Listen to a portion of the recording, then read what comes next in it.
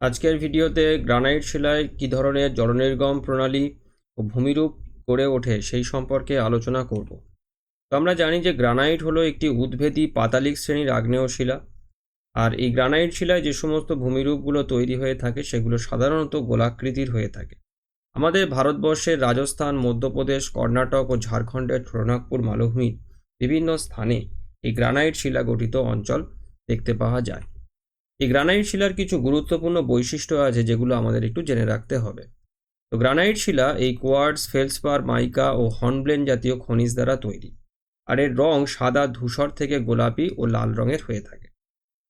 আগ্নেয় শিলা হওয়ার দরুন এই শিলা খুব শক্ত, ভারী হয় এবং ক্ষয় প্রতিরোধ করতে পারে। এই শিলা অপ্রবেশ্য প্রকৃতির, আর খুব ধীরে ধীরে এই গ্রানাইট শিলা শীতল ও কঠিন হয়ে জমাট বাঁধে বলে দানাগুলো বড়, আর যার ব্যাস 3 মিলিমিটারের বেশি। এই শিলায় সিলিকার পরিমাণ বেশি থাকায় এটা আম্লিক শ্রেণীর একটি আগ্নেয় শিলা। এবারে আসা যাক এই গ্রানাইট শিলায় কী ধরনের জলনির্গম প্রণালী সৃষ্টি হয়ে থাকে। তো গ্রানাইট শিলায় যে জলনির্গম প্রণালীটা সব থেকে বেশি লক্ষ্য করা যায় সেটা হচ্ছে আয়তাকার জলনির্গম প্রণালী বা রেক্ট্যাঙ্গুলার ড্রেনেজ প্যাটার্ন।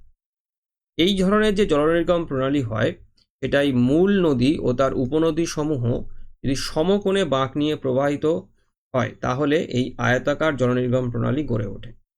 যেসব নদী অববাহিকায় বিশেষ করে গ্রানাইট শিলাস্তরের গঠনের মধ্যে যথেষ্ট সংখ্যায় এই দারণ বা চ্যুতি থাকে সেখানে এই জলনির্গম প্রণালী গড়ে উঠতে দেখা যায়।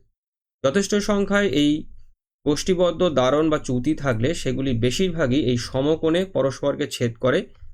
এজন্য এই দারণ অনুসরণ করে এই প্রবাহিত নদীগুলির প্রবাহপথও সমকোণে বেঁকে যায়, যেটা এই আয়তাকার জলনির্গম প্রণালী সৃষ্টিতে বিশেষভাবে ভূমিকা নিয়ে থাকে। দ্বিতীয় যে জলনির্গম প্রণালীটা এই গ্রানাইট শিলায় তৈরি হয়ে থাকে সেটা বৃক্ষরূপী জলনির্গম প্রণালী বা ডেনড্রেটিক ড্রেনেজ প্যাটার্ন।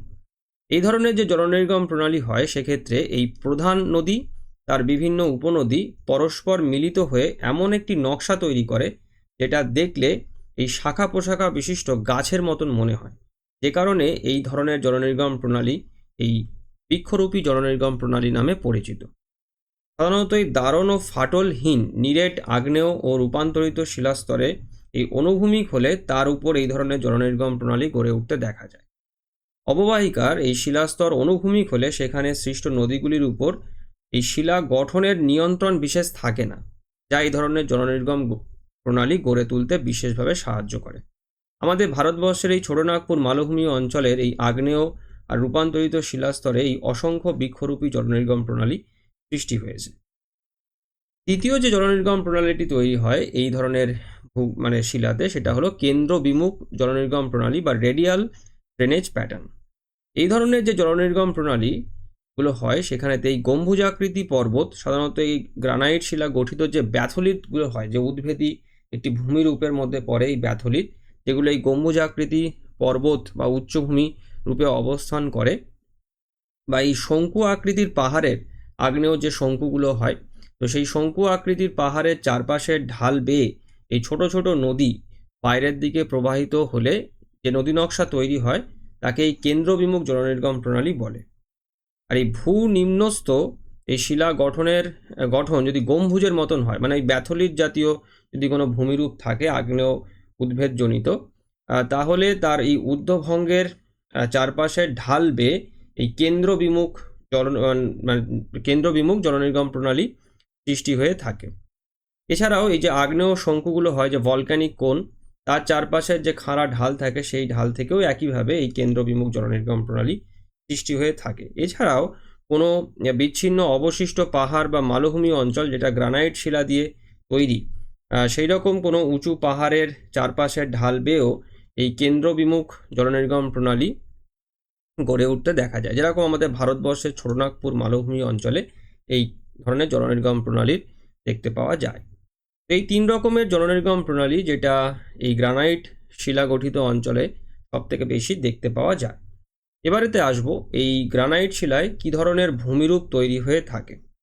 তো প্রথম যে ভূমিরূপটি তৈরি হয় সেটা হচ্ছে এই গম্বুজাকৃতি পাহাড় বা এক্সফোলিয়েশন ডোম, অর্থাৎ এই স্বল্পমোচন বলে যান্ত্রিক আবহ বিকারের একটি প্রক্রিয়া রয়েছে, তো সেই প্রক্রিয়ায় এই গ্রানাইট শিলা স্তরে স্তরে মূল শিলাখণ্ড থেকে অপসারিত হয়, মানে সেই পেঁয়াজের খোসা ছাড়ানোর মতন। তোমরা নিশ্চয়ই পড়েছো, যান্ত্রিক আবহবিকারের খুব উল্লেখযোগ্য একটা প্রক্রিয়া হলো এই স্বল্পমোচন প্রক্রিয়া। তো এইভাবে এই শিলা গম্বুজাকৃতি বিশিষ্ট হয়ে গোলাকৃতি ও গম্বুজাকৃতির পাহাড় গঠিত হয়ে থাকে। আর একটা ভূমিরূপ তৈরি হয় যেটার নাম হচ্ছে টর। তো এই উলম্ব ফাটলযুক্ত ফালির আকারে গ্রানাইট ও ব্যাসল্ট শিলায় দীর্ঘকাল যাবৎ এই গভীর আবহবিকার ঘটে। আর এই নগ্নীভবন প্রক্রিয়ায় কালক্রমে এই বিচূর্ণীকৃত পদার্থ বা রেগলিত অপসারিত হলে নিচের শিলা উন্মুক্ত হয়, মানে বেরিয়ে পড়ে।